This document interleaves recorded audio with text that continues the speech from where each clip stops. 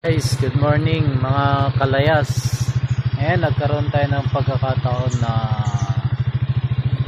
mag solo ride today. Medyo makulimlim ang panahon, pero good luck sa akin. May pupuntahan ako na gusto kong balikan upang makapag jogging. Kaya guys, tara, samahan nyo ako. Salamat. Good morning ulit. Yan guys, may nadaanan po tayong tulay ulit. Kung alam nyo tong lugar na to, eto, may nakita tayong sapa. Hindi naman siya kagandahan, pero para sa akin maganda siya kasi nature lover tayo. Kaya pagpatuloy natin ang ating solo ride at good morning ulit sa lahat.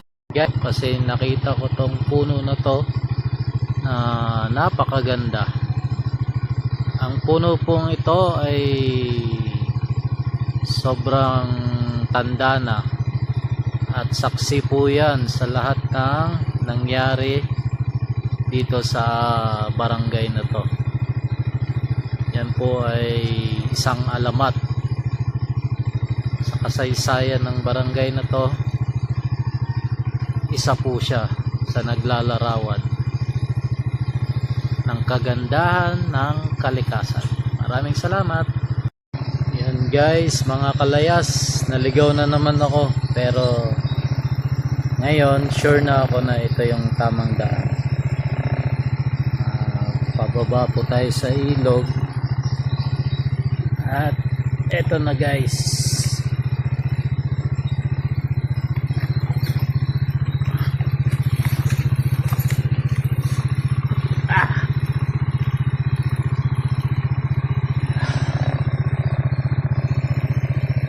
Tatawid po tayo sa sa ilog.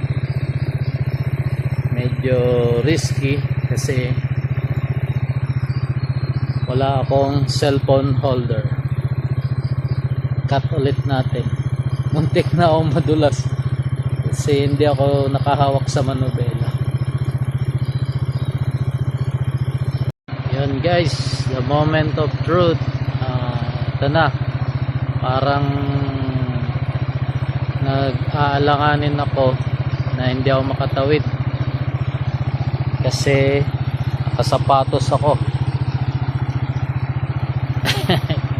Sana makatawid tayo ng hindi mababasa ang sapatos, pero kung kinakailangan for safety, ilulubog natin siya. Thank you. Yan guys, doon tayo galing sa kabilang yon, nakatawid tayo.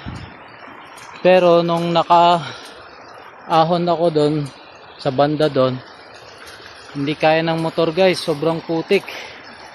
Kaya napagdesisyonan ko na bumalik na lang. At habang nandito, huhugasan ko na rin siya. Ay. Tapos baba na. Sabay laban na rin ng sapatos kasi nalubog na tayo. Oh, guys, hirap, putik. Pasensya na at hindi natin mararating yung gusto nating puntahan. Pero ang ilog ay hindi malinaw kasi umulan kagabi. Pero para sa akin, ang ganda na nitong spot na to para sa simpleng kaligayahan. Maraming salamat at maraming salamat sa kalikasan. Thank you guys.